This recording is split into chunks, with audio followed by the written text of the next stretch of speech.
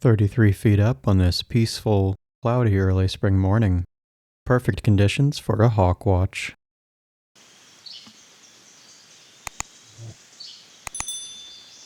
I've sought out the highest point in the area for my hawkwatch today and come to Pilot Knob State Park because they have a fine observation tower that I can use. In reality, the hawkwatch is more so a migratory survey because I'm interested in observing any northbound migrants.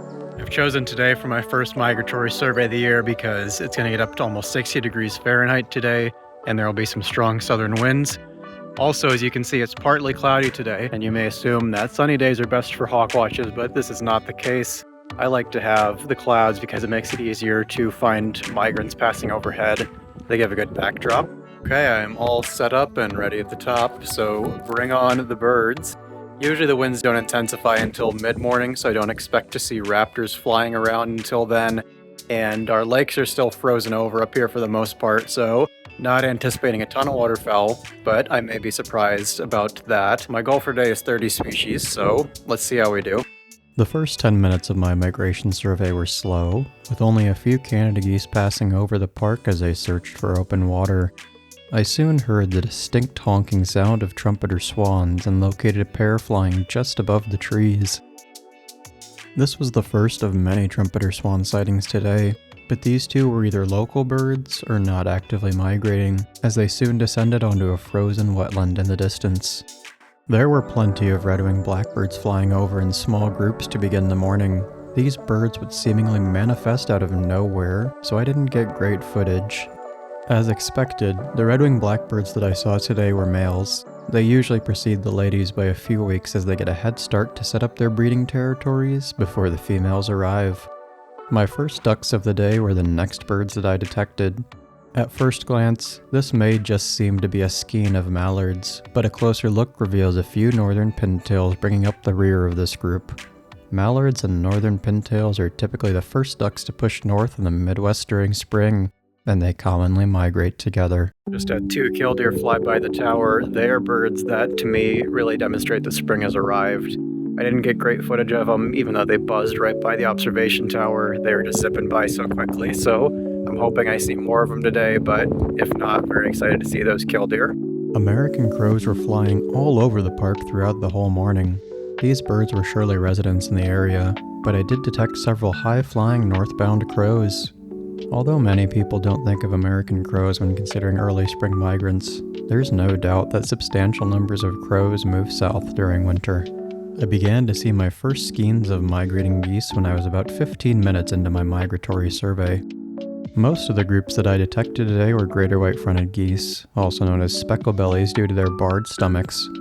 This species will aggressively push north on the first warm days of spring that have southern winds.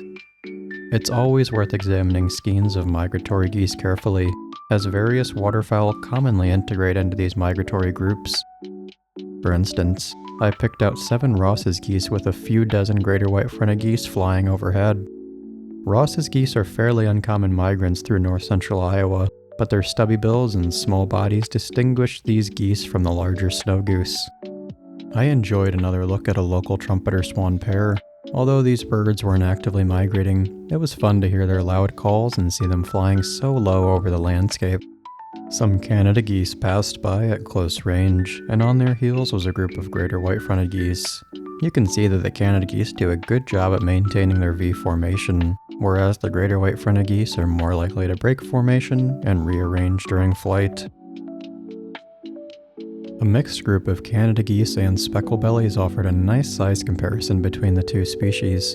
You can see that the Canada geese dwarf the greater white-fronted geese when they can be viewed side by side.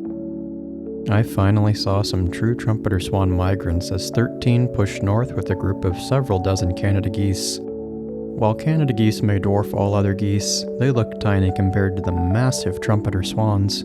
It was fun to see the Canada geese and trumpeter swans team up to face this day of their migratory journey together. The first raptors that I observed today were a pair of Cooper's hawks patrolling the park.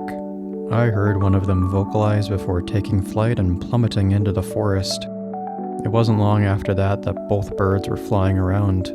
I assume that these are resident birds, but some Cooper's hawks do move south for winter. My first migrant raptor immediately followed the Cooper's hawks, as a northern harrier was seen circling and gaining altitude. This brown individual was either a female or immature, and the bird's white rump and the dihedral in which it held its wings are both diagnostic identification features that can be seen in these videos. The raptor spectacle continued as I was treated to terrific views of a rough-legged hawk. This bird flew in from the south but turned to face into the wind so it could remain fairly still and scan for prey.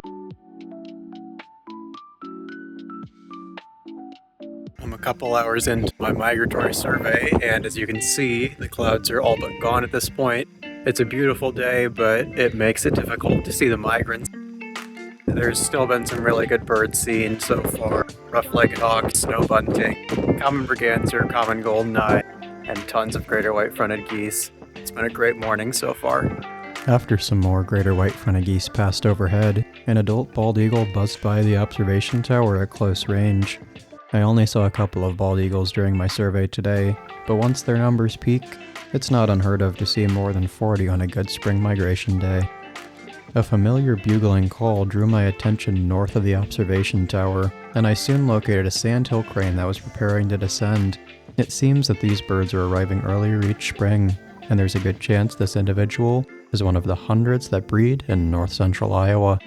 I observed at least 8 red-tailed hawks today, both migrants and residents. One of the resident hawks wasn't thrilled about an intruder invading its territory, so it made repeated dives at the other red-tailed hawk until it was a satisfactory distance away.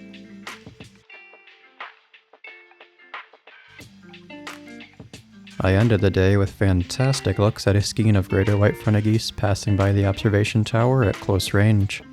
Interestingly, these birds were moving south. Perhaps they were returning to warn other hopeful migrants that the lakes to the north are still frozen. Well, it was a successful morning for me. I got my goal of 30 species, getting at least 35. I've got a couple photos to review that may net me a few more species yet, but all in all, very happy with how the morning went. Things kind of died down by noon, but that's how a typical spring migration watch goes for me, at least in March. There were a lot of white-fronted geese flying around, lots of waterfowl up in general today.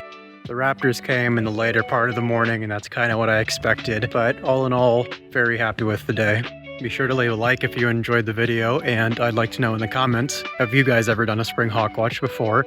Spring is not as popular of a time to do hawkwatches compared to fall, but there's still plenty of birds that can be seen this time of year. I finished with a solid 37 species today. I really enjoyed this migratory survey, and I'll likely do another one on another warm day this month. If you feel longing for the waning winter season, you can watch my video where I say goodbye to my favorite winter resident birds before they leave for their breeding seasons. That's all for this video. I'll catch you next time. This is Connor from WorldWidebirder, signing off.